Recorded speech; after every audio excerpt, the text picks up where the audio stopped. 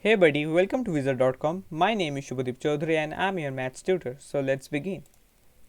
According to the question, we have been given an equation in y and we have to find the coefficient of y cube which is present in the right hand side. That is, we have to find the value of a. Now, the basic approach to solve this type of questions is yes, we have to find the value or we have to simplify the left hand side and then we have to compare the terms in the left hand side with the right hand side.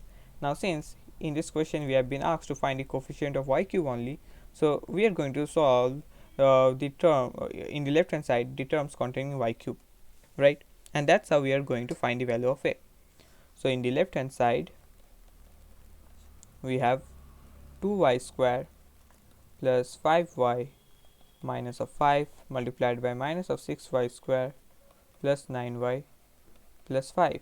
Now we are interested in only those terms which contains y cube. So for 2y square, if we want to obtain a term containing y cube, we have to multiply it by a term containing y. So 2y square multiplied by 9y will give us 18y cube.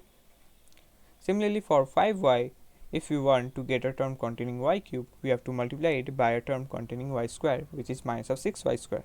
So minus of 6y square multiplied by 5y will give us minus of 30y cube.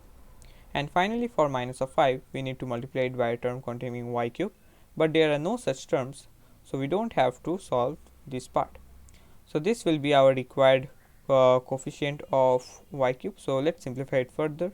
So 18y cube minus of 30y cube will give us minus of 12y cube. Now comparing